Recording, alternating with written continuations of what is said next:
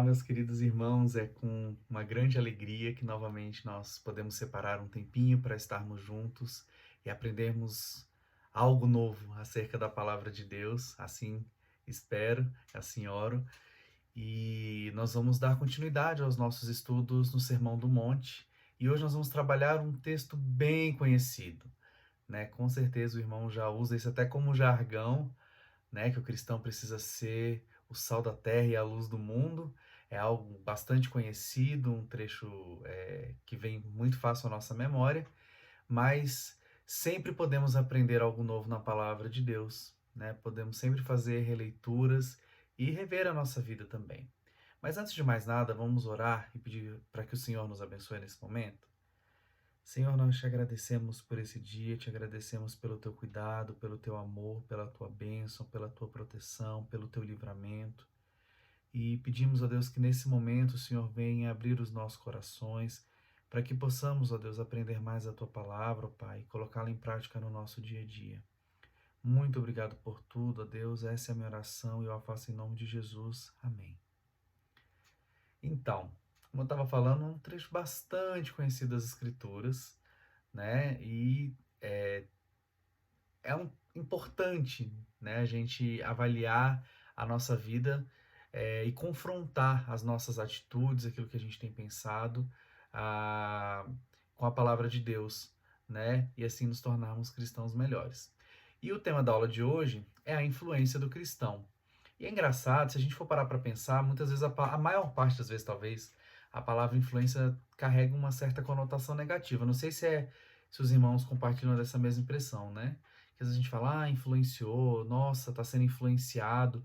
Então, no fundo, embora exista uma influência positiva, que é o que o texto vai nos ensinar, né? Está nos ensinando, geralmente a palavra influência tem uma conotação bastante negativa. E hoje nós vamos desconstruir isso um pouco, né? E aí eu trouxe um exemplo porque uma das primeiras coisas que vem, pelo menos à minha mente, quando fala de influência, é acerca do marketing, né? Da propaganda e tudo mais, do comportamento. Não sou da área, né? Especialista nem nada, mas gosto de entender um pouco de comportamento. E um exemplo que eu trouxe, que eu acho que pode nos ajudar a ver essa questão positiva, esse lado positivo da influência, é um exemplo dos influenciadores digitais. Hoje nós vivemos num mundo, né, que as redes sociais aí estão dominando a internet e é uma forma de comunicação em massa, né? A gente tem possibilidades infinitas de alcance, inclusive. E nós temos pessoas que são denominadas influenciadoras digitais.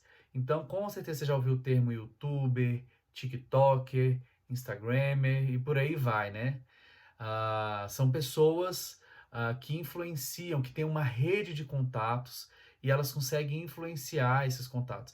Na verdade, isso não é uma coisa nova, né? Se a gente for parar para pensar, muitas coisas na nossa vida vêm por influência, né? Então, por exemplo, aquilo que a gente veste hoje, os móveis que nós temos talvez na nossa casa, ah, o carro que a gente dirige, enfim, são inúmeras as possibilidades de coisas que vêm de moda, né?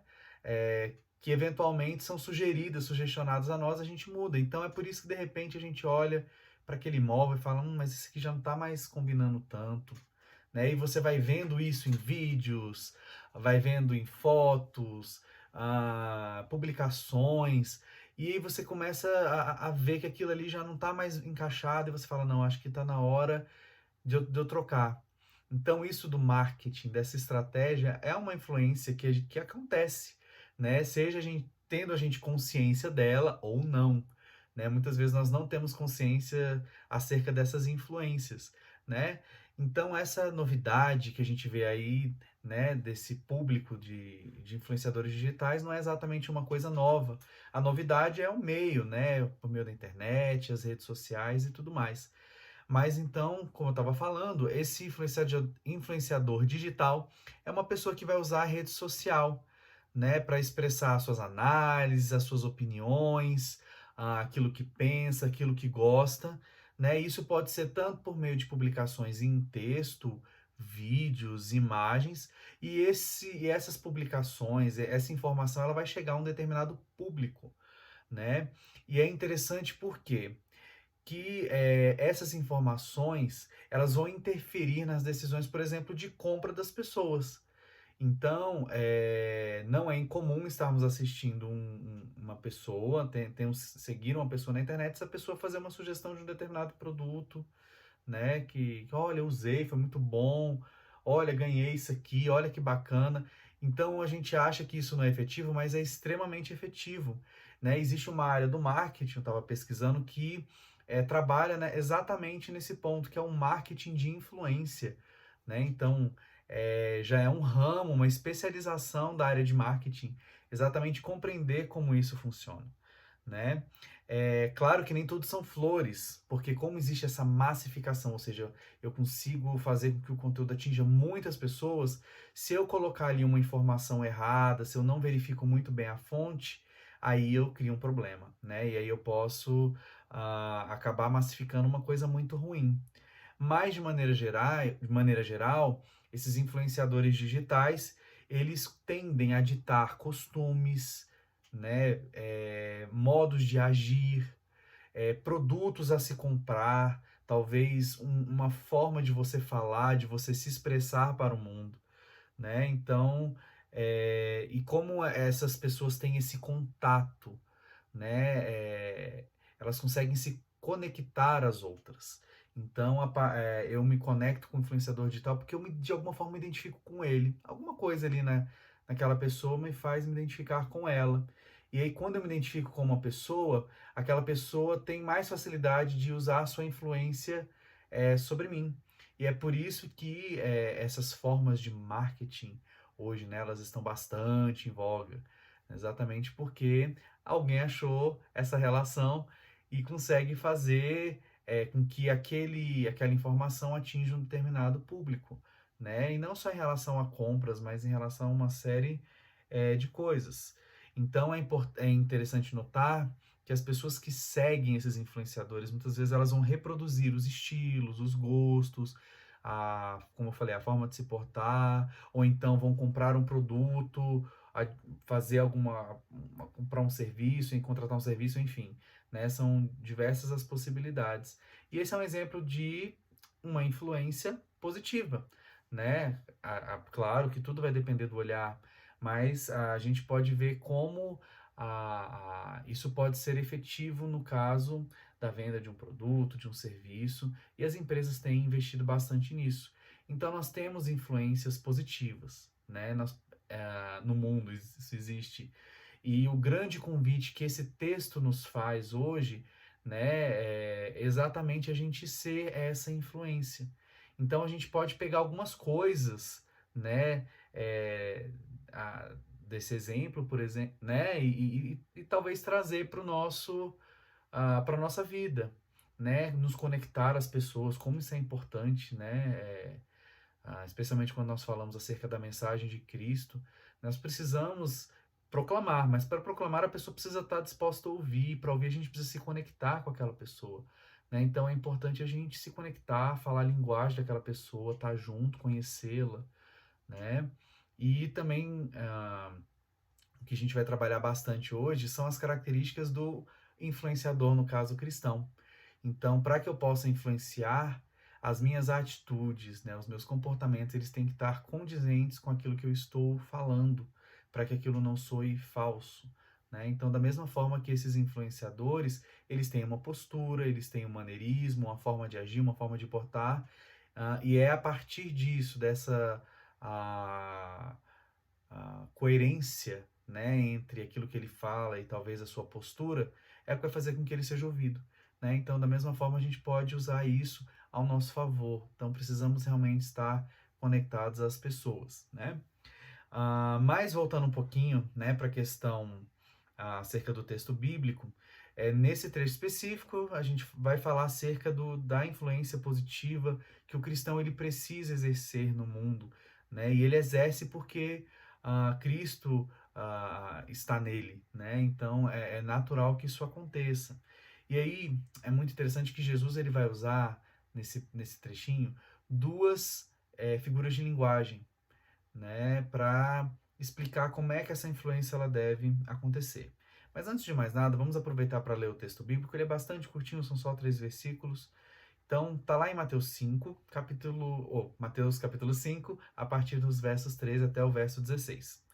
Então vamos ler. Vós sois o sal da terra, e se o sal for insípido, com que se há de salgar? Para nada mais presta, senão para se lançar fora e ser pisado pelos homens. Vós sois a luz do mundo. Não se pode esconder uma cidade edificada sobre um monte. Nem se acende a candeia e se coloca debaixo do alqueire, mas no velador, e dá luz a todos que estão na casa. Assim, resplandeça a vossa luz diante dos homens, para que vejam as vossas boas obras e glorifiquem a vosso Pai que estás nos céus. Bem, em algumas outras oportunidades, em outros cursos, né, eu gosto sempre de mencionar isso. A palavra de Deus ela é rica em figuras de linguagem. As figuras de linguagem elas têm um potencial didático muito grande. Às vezes elas nos ajudam como recurso a explicar melhor uma ideia, um conceito, né, seja pelo exagero, pela comparação, né, enfim, existem várias figuras que a gente pode utilizar.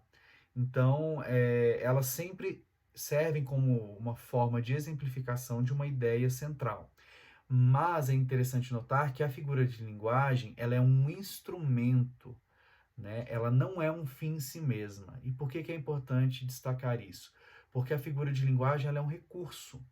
Então, o que importa não é a figura em si, mas o que ela está querendo ensinar. Por quê? Já existiu na história da igreja vários movimentos que tentam encontrar, por exemplo, sentidos ocultos naquelas figuras. Nossa, mas por que essa figura? Vamos tentar dar um significado a esses números aqui que aparecem, ou a essa comparação aqui. Né? E às vezes a gente está dando uns sentidos que o texto não traz. Né? Então a gente tem que sempre lembrar que a figura de linguagem, o foco não está nela, mas na ideia que ela quer trazer, que ela quer exemplificar. Né? E é interessante notar que o próprio texto ele vai dizer qual é o sentido pretendido pelo autor. Então, a gente não precisa ficar divagando. O próprio texto ele vai trazer a ideia central. Né? Aquela figura só vai servir realmente para exemplificar. E Jesus ele usava muitas figuras de linguagem com fins didáticos. Então, isso fazia muito parte da didática de Jesus. Né? Especialmente numa sociedade antiga, que era rural, né, bastante religiosa. Então, Jesus ele vai usar muitos desses exemplos, né, e dessas figuras para poder exemplificar suas ideias e atingir melhor as pessoas. Né? Então, a primeira das figuras que Jesus traz, né, no seu discurso é acerca do sal da terra. E aqui a ideia principal, deixa eu falar um pouquinho sobre o sal, porque a gente já sabe as características dele, mas é o que? A ideia mais forte, né, desse versículo é o seguinte: o sal, enquanto ele está mantendo as suas propriedades, ele está agregando valor, ele tem valor em si mesmo. Mas se ele perde as suas características, a sua salinidade, ele já não serve para mais nada. Então ele se torna algo sem função, descartável. Né? Então o texto está chamando a atenção para isso. Então nós somos o sal da terra, nós não podemos perder a nossa função, as nossas características.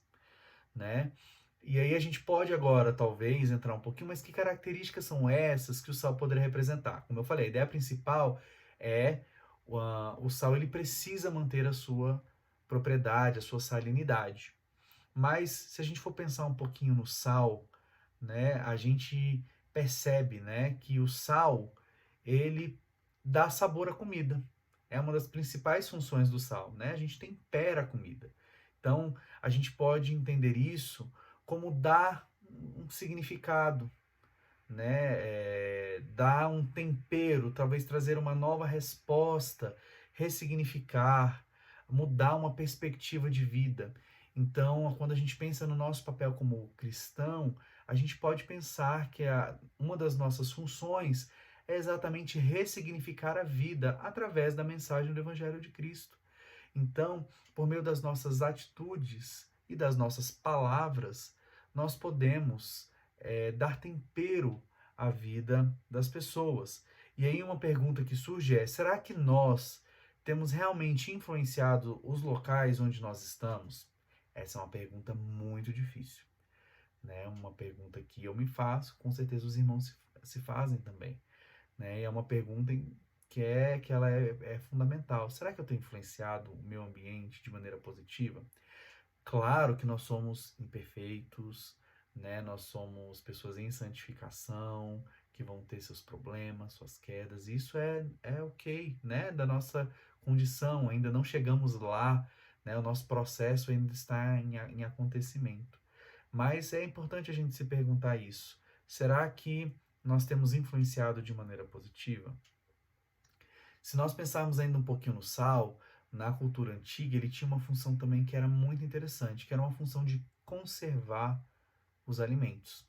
Então, naquela época não tinha geladeira, né? Então, uma das formas de conservação era exatamente você salgar um alimento para que ele durasse mais tempo. Então, o sal ele vai desidratar aquele alimento, né? E vai impedir com que micro-organismos, hoje a gente entende assim, né? Sabe disso, se instalem ali e causem a putrefação daquele alimento.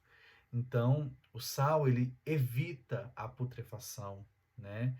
E uma das coisas que o autor da revista ele nos traz é importante, né? Que assim como o sal ele impede essa putrefação, a nossa influência deveria ser da mesma forma, né? Melhorar o mundo onde nós estamos e evitar o progresso dessa putrefação, evitar o progresso desse mal.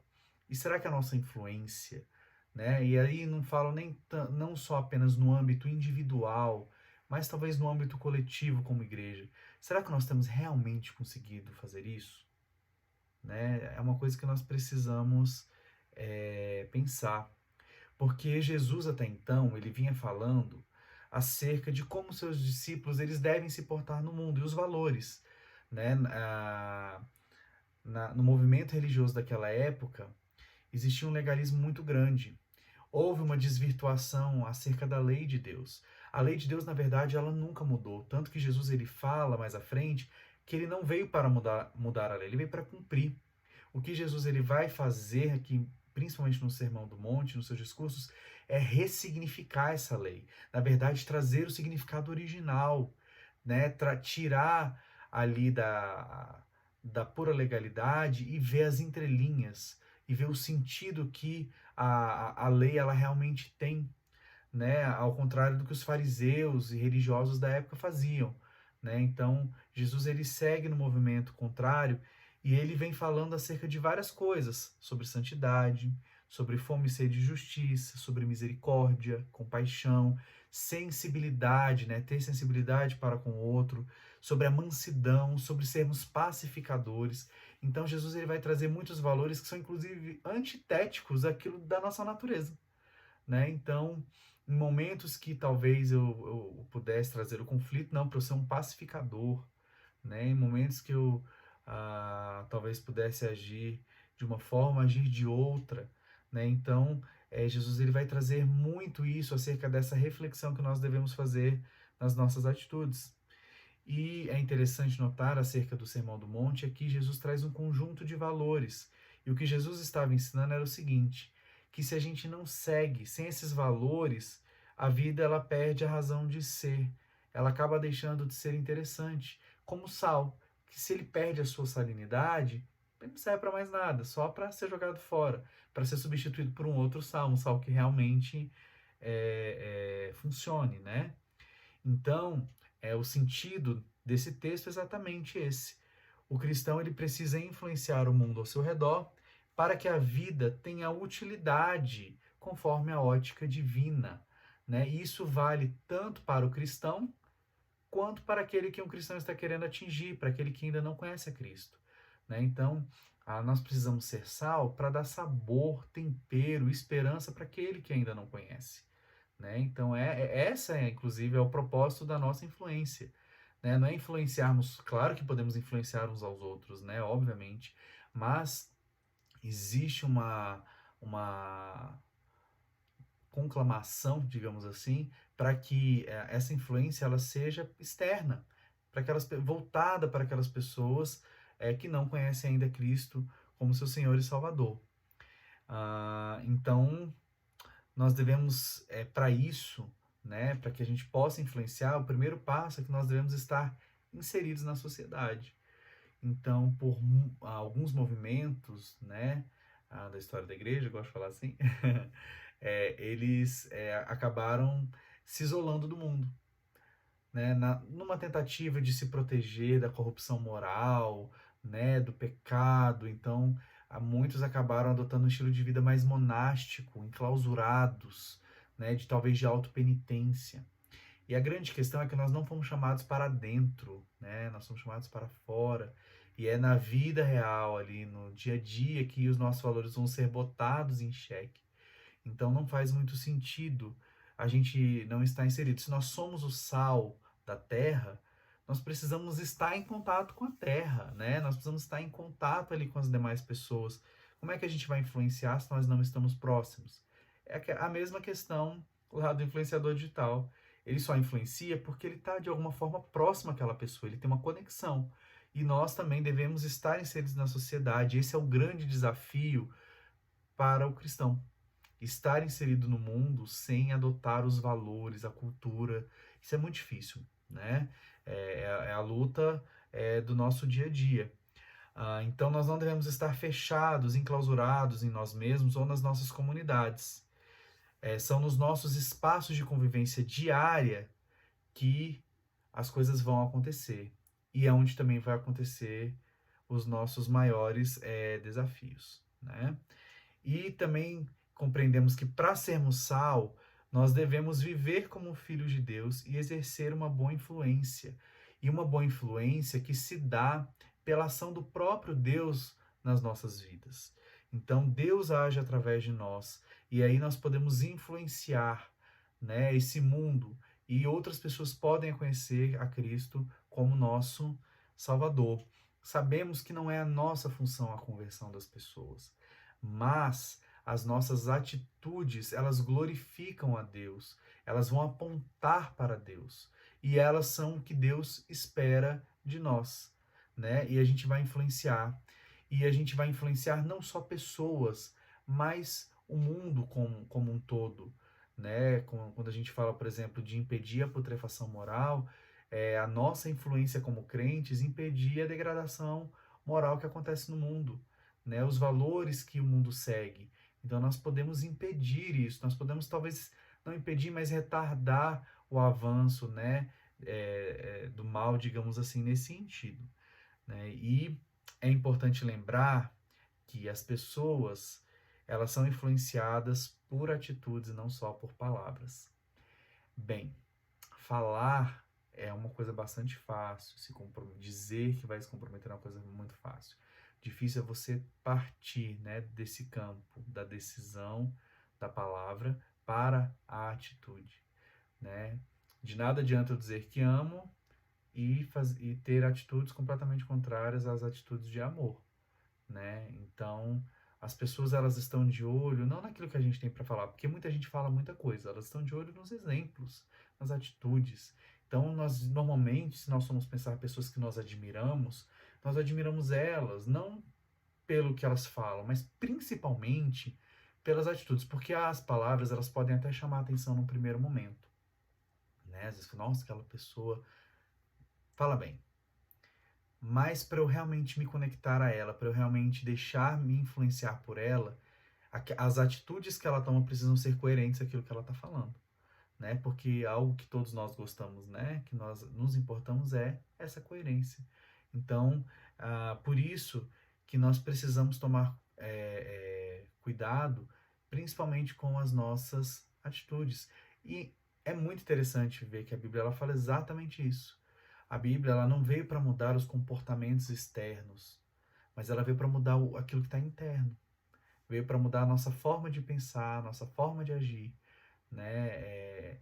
E por isso que o Evangelho ele é mais difícil, porque ele penetra mais no fundo, ele não vai somente ali nas atitudes externas, na religiosidade, mas ele vai um pouco mais fundo, porque ele quer mudar a nossa mentalidade, a nossa visão, no campo exatamente das nossas atitudes.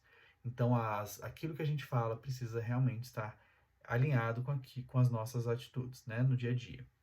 E é interessante notar que esse texto ele fala que a eficácia do sal é algo condicional.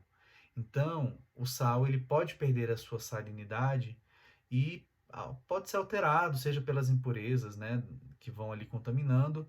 E conforme isso acontece, da mesma forma que o sal perde essa propriedade de salgar, o cristão que vai perdendo as suas características, né, ele vai deixando de influenciar as pessoas e acaba que ele fica sem função, né? Então, se não servimos para influenciar, nós somos apenas mais um, né? Então, aqui a ideia é que nós, de certa forma, estejamos vigilantes conosco mesmo, conosco mesmos, com a gente, é melhor, né? Que a gente possa estar vigilante em relação às nossas atitudes, em relação àquilo que a gente pensa e principalmente em relação àquilo que a gente faz, né?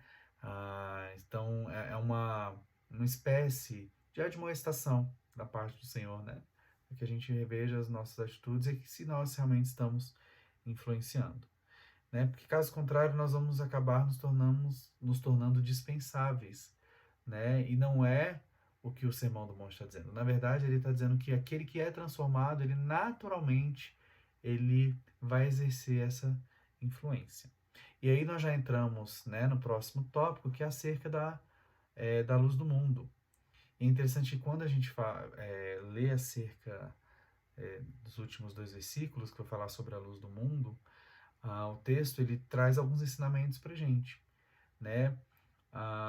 O principal deles é que a luz do cristão ela não pode ser escondida, porque ela brilha, né? E a luz ela naturalmente ela se destaca. Então, ela não pode ser escondida porque é luz, mas ela também não deve ser escondida, né? Porque perde-se o sentido. O texto ele nos diz que que ninguém acende uma lâmpada e coloca ela debaixo da mesa ou debaixo da cama. Não. Quando você acende uma lâmpada, você coloca ela no local onde ela possa iluminar tudo. Imagine, uma sociedade rural, não tinha energia elétrica, tinha uma lamparina. E as casas eram escuras, né, com poucas janelas, pouca luminosidade. E à noite, então, o que a família fazia? Pegava aquela fonte de luz e colocava num local onde pudesse iluminar todo o ambiente.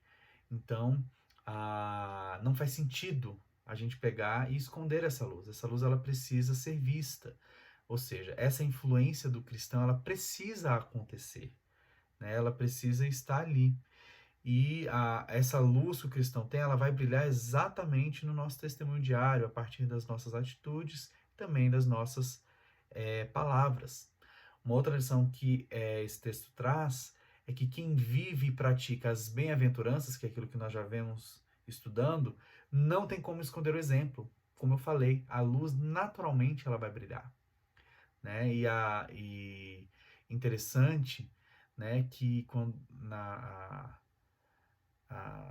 a, quando não há luz, é que acontece a escuridão, é que existe a escuridão, né? Mas a partir do momento que a luz ela surge ali, ela não tem como não ser notada, né? Então é mais ou menos essa ideia, né? Se somos cristãos, se estamos influenciando, nossa presença ela vai ser naturalmente notada ali, né? E a nossa vida ela deve ser visível. É um paradoxo, né? Tudo na nossa vida deve apontar realmente para Cristo, né? O Evangelho não é para que nós possamos nos gloriarmos em nós mesmos, nas nossas atitudes, e esse é um desafio, né? Como termos boas obras sem que nos gloriemos nelas. Mas a Bíblia diz que nossas atitudes elas devem apontar para o Senhor, mas ao mesmo tempo, quando o discípulo ele tem as boas obras, naturalmente ele vai acabar se destacando, né? Então acaba sendo um paradoxo. Mas esse destaque é por causa da luz mesmo, né? Porque a luz, como eu falei, ela vai estar ali, ela naturalmente ela vai iluminar. Então, obviamente, o destaque vai ser sempre para Cristo, né? Para o caráter de Cristo, para o plano de Cristo, nunca para o discípulo.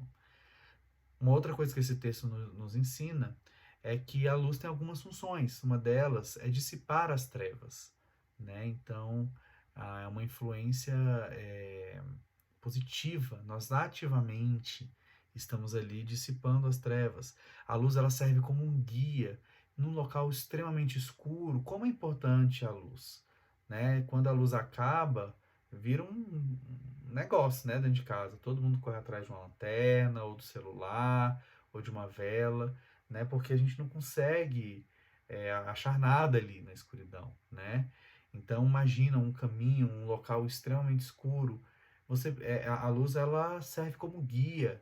Ela vai ajudar, vai avisar acerca, inclusive, do perigo, né? Porque ela vai conseguir iluminar e vai mostrar, nossa, ali tem um percalço ali, eu tenho que tomar cuidado para não bater ali, para não tropeçar naquela pedra, né? Então, a luz tem isso, né? De nos guiar, de dissipar as trevas e de avisar acerca do perigo. São coisas que nós, como crentes, devemos fazer também, né? Através das nossas boas obras, dissipar as trevas, servirmos por meio das nossas obras também como guias para o conhecimento de Deus e também avisar ao mundo acerca do perigo, né? Acerca da desobediência a Deus, acerca do perigo que o pecado ele traz, né? E a partir dessas atitudes, as pessoas elas também podem glorificar a Deus. Então, a partir disso, né, a partir de como nos portamos, as pessoas elas podem observar e glorificar a Deus. As obras, né, elas são manifestações públicas do fazer do discípulo e elas surgem como consequência natural, né, da ação de Deus. E por isso Deus acaba sendo glorificado. Esse é um dos ensinamentos importantes desse texto, né? Então, as obras do crente, elas vão naturalmente se mostrar públicas, né? Então, isso serve, né, para nos ensinar que aquilo que nós fazemos não deve estar escondido. Então, nós não devemos esconder a nossa fé. Pelo contrário, nós devemos fazer com que a nossa fé ela brilhe, né, para que as pessoas elas percebam a partir das nossas diferenças e tenham curiosidade de saber o porquê que essa pessoa é diferente, por que ela age dessa forma, por que ela fala dessa forma, né? O autor Carlos Queiroz, de um dos livros que nós estamos adotando para elaboração dos estudos, desses estudos que nós estamos tendo no Sermão do Monte, ele fala no seu livro Ser é o Bastante, que o versículo 16, vou ler o versículo. Assim resplandeça a vossa luz diante dos homens, para que vejam as vossas boas obras e glorifiquem a vosso Pai que estás nos céus. Interessante notar que esse versículo, né, assim resplandeça a vossa luz, o que Jesus está dizendo não é um mandamento, né, mas ele está apontando uma consequência natural das virtudes a partir do momento que o cristão ele se empenha nas boas obras. Então a luz ela vai surgir. Então a partir do momento que nós nos submetemos, que nós buscamos as bem-aventuranças, buscamos o conhecimento de Cristo, né? Buscamos estar ali em contato com as pessoas, influenciá-las, naturalmente essa luz ela vai brilhar, né? Porque é a característica, né, da luz, né, dissipar as trevas. Então, caminhando já para a conclusão, meus irmãos, esse texto ele nos diz também que existe uma diferença entre a conduta do cristão e não cristão. Então, existe essa diferença que o próprio Senhor faz em nós. E aí isso vai inspirar as nossas atitudes para que elas sejam diferentes, né? E como eu falei, a diferença ela vai ser sempre pautada nas atitudes e não somente nas palavras, né? E por fim, a revista ela nos traz uma citação do John Stott, que é um autor bastante conhecido no nosso meio, e ele nos diz uma coisa interessante acerca desse pedaço, né, do Sermão do Monte, que o cristão ele tem uma dupla influência, uma influência negativa, e negativa no sentido de que ela impede o avanço da podridão moral no mundo. né? E uma crítica que ele faz, o autor faz ao nosso mundo, é que no mundo que nós temos uma presença tão grande de cristãos, temos tantas pessoas que se denominam cristãs, como tem avançado, né, os desarranjos morais e a podridão dos valores do mundo, né? Nós não temos, a partir da nossa influência, é, como igreja, muitas vezes conseguido frear esses avanços. Então, é algo que precisamos refletir. Mas, além dessa influência de impedir o avanço da podridão moral do mundo, nós temos uma influência positiva.